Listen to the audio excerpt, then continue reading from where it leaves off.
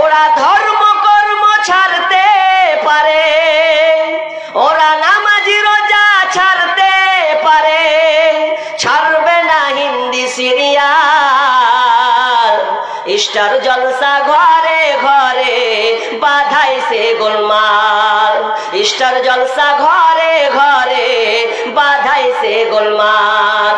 ওরা ধর্ম কর্ম ছাড়তে পারে, ওরা নামাজি রোজা ছাড়তে পারে, ছাড়বে না হিন্দি সিরিয়াল। স্টার জলসা ঘরে ঘরে বাধাইছে গোলমাল, স্টার জলসা ঘরে ঘরে বাধাইছে গোলমাল। পাশের বাড়ি মর্জি না হয় হিন্দি সিরিয়ালে পাগল সে, পাশের বাড়ি মদন রে কয় তুমসে প্যার করতে হুঁ। গ্রামের মেয়ে গো হিন্দি কিছুই বুঝে না, তবে একটু সিরিয়াল দেখে নিয়েছে তো প্রেমে পাগল হয়ে গেছে। কাজের মেয়ে মর্জি না হয় হিন্দি সিরিয়ালে পাগল সে, পাশের বাড়ি মদন রে কয় তুমসে প্যার করতে হুঁ। বুড়ার বয়স 80 বছর, বুড়ির বয়স 80 বছর, হিন্দি সিরিয়ালে মারে তাল। স্টার জলসা ঘরে ঘরে বাধাইছে গোলমাল, স্টার জলসা ঘরে ঘরে বাধাইছে গোলমাল। ওরা ধর্ম কর্ম ছাড়তে পারে, ওরা নামাজি রোজা ছাড়তে পারে, ছাড়বে না হিন্দি সিরিয়াল।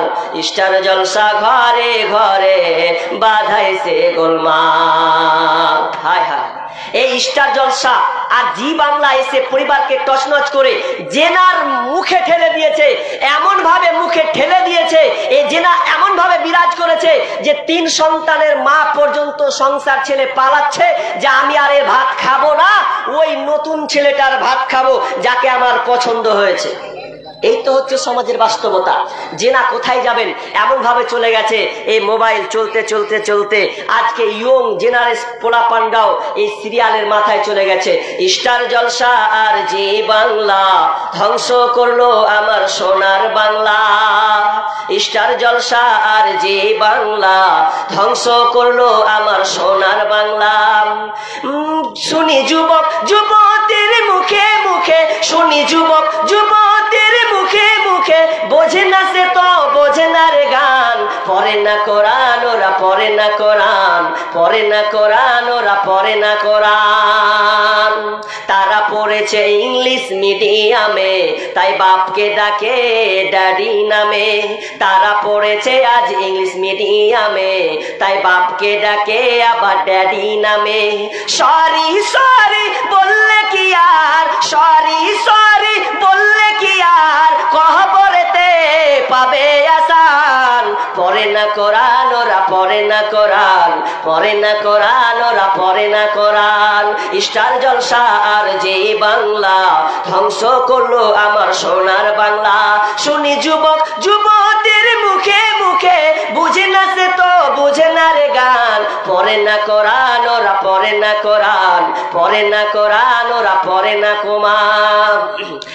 ইষ্টি কুটুম আর জলনুপুর ঝগড়া ঝাঁটি সে তাই সকাল দুপুর। এত ঝগড়া আছে যা বলার কথা নয়। ইষ্টি কুটুম আর জলনুপুর ঝগড়া ঝাঁটি সে তাই সকাল দুপুর। টাপুর টুপুর গেল জল নুপুর এলো, টাপুর টুপুর গেল জল নুপুর এলো, পাখি জামা দিয়ে মরে কত জান। পড়ে না কোরআন ওরা পড়ে না কোরআন, পড়ে না কোরআন ওরা পড়ে না কোরআন। বর্তমানে মা বোনেরা এমন ক্রাশ খেয়েছে এই টিভির মাধ্যমে, এই মোবাইলের মাধ্যমে, তারা এমন জেনাই জর্জরিত হয়ে গেছে, এই জেনাটার মধ্যে তারা এমন ভাবে ডুবে পড়েছে। আপনি পরিবারকে তদন্ত করে দেখেন, আপনি সমাজকে তদন্ত করে দেখেন, আপনি জায়গায় জায়গায় দেখতে পাবেন এই জেনার ছারখারে মানুষ মরে যাচ্ছে। অথচ আল্লাহ বলছেন ওয়ালা তাকরাবুজ জিনা, তোমরা জেনা নিকটবর্তী হবে না। যদি কোনো বান্দা বান্দি, কোনো ছেলে কিংবা মহিলা, কোনো মেয়ে যদি একবার জেনায় পড়ে যায় তাহলে তার সমস্ত কি করবে, একটা নিমজ্জিত নিকৃষ্ট পথে যখন প্রবেশ করবে তার সমস্ত কিছু তার বেহায়া বলে কিছুই থাকবে না। আমাদের হায়া লজ্জা শরম বলে কিছু নেই, বেহায়া বেলজ্জা হয়ে গেছি। আজকে মা বোনরা জেনায় এমন ভাবে পড়ে যাচ্ছে যে জেনায় পড়তে পড়তে সন্তানকে লাইকেশন করতে বাধ্য হচ্ছে, সন্তানকে লাইকেশন করতে বাধ্য হচ্ছে। বর্তমানে আপনি যদি গুগল সার্চ করেন, এমন একটা সংস্থা বর্তমানে বের হয়েছে, যেই সংস্থা যেখানে গ্রুপ রয়েছে 22,000 গ্রুপ, 22,000 সদস্য। এই গ্রুপটার নাম হচ্ছে লাভ জিহাদ প্রতিরোধ কমিটি। এই এমন একটা খাতারনাক, আমি বলবো না মনে করছিলাম, কিন্তু আবার কিছুদিন আগে আবার ওই মোবাইলে আবার দেখলাম খবরের মাধ্যমে যে 3,000 মহিলাকে তারা অ্যাটাক করেছে। কারা জানেন? যারা হচ্ছে হিন্দু ব্রাহ্মণ। তারা আবার বুক ফুলিয়ে বলছে, আরে যদি মুসলিমদেরকে ধ্বংস করতে চাস তাহলে তাদের মেয়েকে বিয়ে কর, প্রেমের ফাঁদে বিয়ে কর, প্রেমের ফাঁদে বিয়ে করার পরে তাদের কাছ থেকে সন্তান নে, সন্তান নেওয়ার পর ওই মেয়েদেরকে কচুকাটা করে দে, বাস দেখি ওদের খেলখতম হয়ে যাবে, আমরা জয়ী হয়ে যাব। কিছুদিন আগে 3,000 মেয়েকে অ্যাটাক করেছে, ওখানে 22,000 গ্রুপ আছে। কি বলছেন জানেন? যে মেয়েদেরকে কিভাবে ফাঁদে ফেলা যায়, মেয়েদেরকে কিভাবে ভালোবাসা যায়, দিয়ে তাদেরকে মহাব্বতের টান দিয়ে তাদেরকে হিন্দু বানানো যায়, হিন্দু বানিয়ে দিলে আমরা সন্তান নিয়ে নেবো। কত মেয়ে পালিয়ে আসছে। এটা তো গেল আপনি সংস্থা, আপনাকে বললাম একটা, কিন্তু আপনার পাড়া দেখেন, আপনার গ্রাম দেখেন, যে যেই গ্রামে কত মেয়ে যে জিনায় পড়ে রয়েছে যে বলার কথা নয়। আপনাকে আমি একটা ঘটনা শোনাই, দেখেন আপনার ঈমান কেমন, আর তাদের সাহাবীদের তাদের ঈমান কেমন ছিল। আপনাকে আমি একটা ঘটনা শোনাই। কি ঘটনা?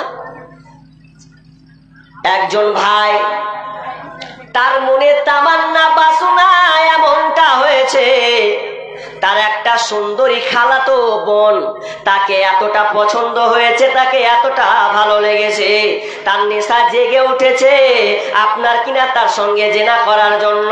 যেই মহিলা এত সুন্দরী একটা মহিলা, যেই মহিলার সঙ্গে সে মিলন করার জন্য, আপনার কিনা জেনায় লিপ্ত হওয়ার জন্য, ব্যভিচার করার জন্য সে উন্মত্ত হয়ে আছে। আর কি করেছে, তার বোনটাকে প্রস্তাব দেবে এ নিয়ে সে চিন্তিত রয়েছে। এমন সময় একদিন হঠাৎ করে সে গ্রামটা দুর্ভিক্ষ দেখা গেল। এমন দুর্ভিক্ষ হলো, খাবার নাই, খাবারের অভাব অনটন পড়েছে, যে খাবার খেয়ে মানুষ বাঁচবে, কোনো খাবার নাই। সেই দিনদারি মহিলা, আল্লাহওয়ালি মহিলা একদিন ওই খালাতো ভাইয়ের কাছে বলছে, ভাই রে, তুমি কি আমাকে কিছু খাবার দেবে, যে এই খাবারটা দিয়ে আমার জীবিকা নিবারণ করব। আমাকে তৃষ্ণা লেগেছে, কোনো খাবার নাই, মহামারী উঠেছে, দুর্ভিক্ষ দেখা দিয়েছে, অতএব কিছু যদি খাবার আমাকে দেওয়া হয় তো আমি এখান থেকে প্রাণে বাঁচি। এবার সুযোগ পেয়ে ওই খালাতো ভাই ওই বোনকে বলছে, বোন রে, আমি তোকে খাবার দেব, আমি তোকে কিছু রুজি রুটি দেব, কিন্তু আমার একটা শর্তকে মানতে হবে। কি বলছে? ভাই বলো তোমার শর্ত কে? বলছে, আমার শর্ত হচ্ছে তোমার সঙ্গে আমার সাথে নির্জনে মিলতে হবে, আমার সঙ্গে ব্যভিচারে লিপ্ত হতে হবে, আমার নির্জনে আমার ঘরে তোমাকে আসতে হবে।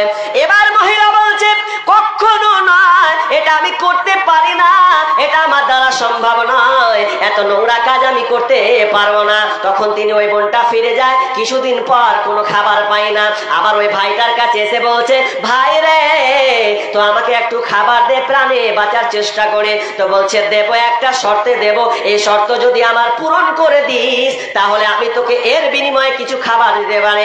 এবার কোনো ক্রমে কোনো মহিলাটা কোনো পথ না পেয়ে, কোনো রাস্তা না পেয়ে ছেলেটার সঙ্গে রাজি হয়ে গেল। রাজি হওয়ার পর ছেলে তো খুশিতে আটখানা, আহারে আমার বোন রাজি হয়েছে, আমার খালাতো বোন রাজি হয়েছে, আমি তাকে নির্জনে নিয়ে চলে যাব। এবার বলছে, বোন চলো তাহলে নির্জনে চলে যায়, একটা নিরালা নির্জনে চলে যায়, কেউ থাকবে না, তুমি আর আমি ছাড়া।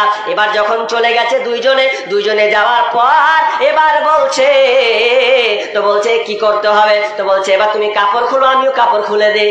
দুজনে কাপড় ন্যাঙ্গা হয়ে গেলেন। অ্যাডাল্ট মহিলা, যুবক যুবতী মহিলা, তার পরনে কাপড় নাই, এর কাছেও কোনো কাপড় নাই। ভালো করে শোনেন, ওর কাছেও কাপড় নাই, এর কাছেও কাপড় নাই, দুজনেই ন্যাঙ্গা হয়ে আছে। আর এমন সময় তারা দুজনেই এমন ভাবে লেগে ধরেছে, একটা ইট আর একটা ইট মশলা দিয়ে যেমন লাগিয়ে দেওয়া হয়, আর ওই ঠিক তেমনি ভাবে ওই দুজন, একজন মহিলা আর পুরুষ, ওই ভাই বোন, তারা খালাতো ভাই খালাতো বোন আপনার ইটের মতন জমাট বেঁধে গেছে। আর ওই সময় বোন বলছেন ইত্তাকিল্লাহ, আল্লাহকে ভয় করো রে ভাই, এখনো সময় আছে, আল্লাহকে বলে ভয় করো। যেমনই বলো আল্লাহকে ভয় করো, ওই ভাইটা তৎক্ষণাৎ ওখান থেকে লাফিয়ে নিচে পড়ে গেছে। কি এমন একটা খবর দিলে, কি এমন একটা খবর তুমি আমাকে শোনালে যে আল্লাহকে আমাকে এখানে ভয় করতে হবে।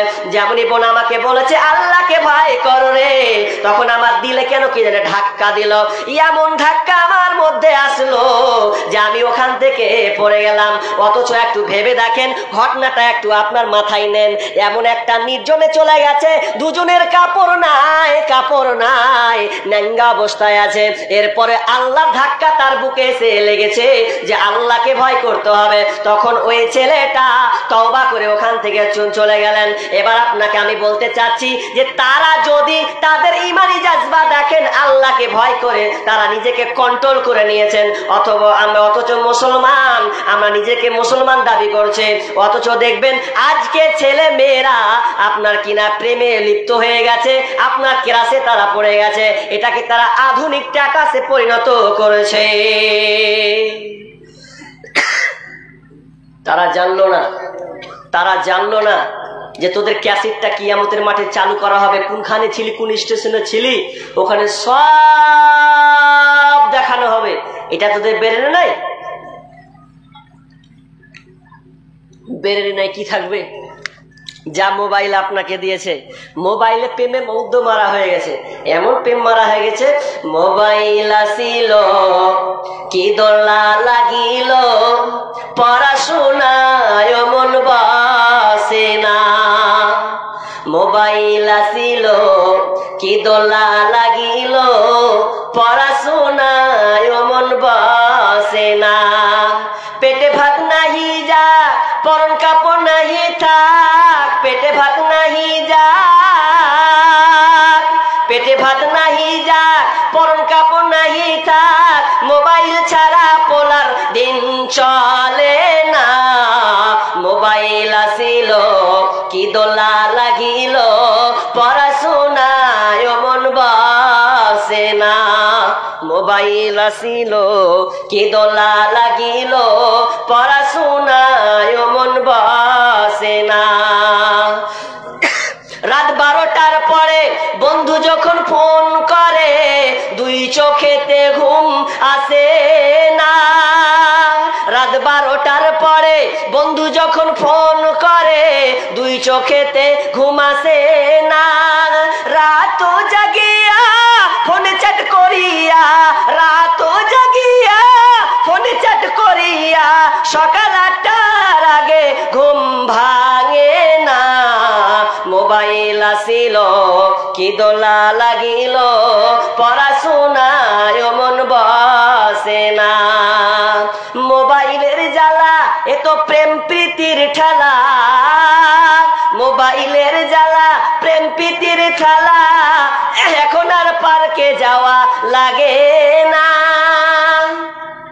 বিছানায় শুইয়া ফোনে চ্যাট করিয়া, আর বলে বন্ধু সোনা মোরে হইল না। মোবাইল আসিল কি দোলা লাগিল, পড়াশোনায় মন বসে না। মোবাইল আসিল কি দোলা লাগিল, পড়াশোনায় মন বসে না।